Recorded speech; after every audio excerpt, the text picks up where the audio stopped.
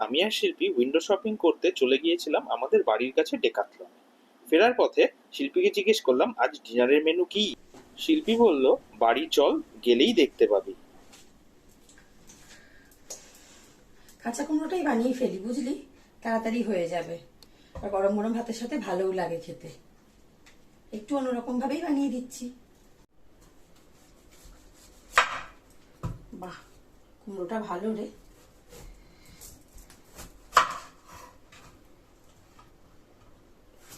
ছোটবেলায় এইটা মা বানাতো, দেখি আজকে বানিয়ে কেমন লাগে, আমি কেমন বানাতে পারি।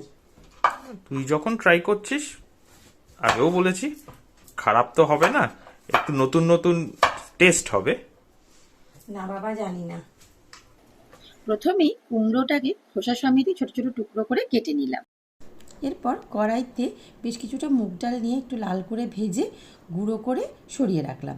কড়াইতে এবার কিছুটা তেল দিয়ে তার মধ্যে 5 ফোড়ন আর শুকনো লঙ্কা ফোড়ন দিয়ে কুমড়োটা দিয়ে 2-3 মিনিট ভালোভাবে কম আঁচে নাড়াচাড়া করে ওর মধ্যে নুন, হলুদ আর একটু গ্রেট করে রাখা আদা দিয়ে ভালো করে কষিয়ে নিয়ে তারপরে নামানোর আগে এই যে গুঁড়ো করে রেখেছিলাম মুগ ডালটা সেটা দিয়ে ওপর থেকে ঘি আর কাঁচা লঙ্কা কুচি ছড়িয়ে নামিয়ে দিলাম। ব্যাস, রেডি হয়ে গেল।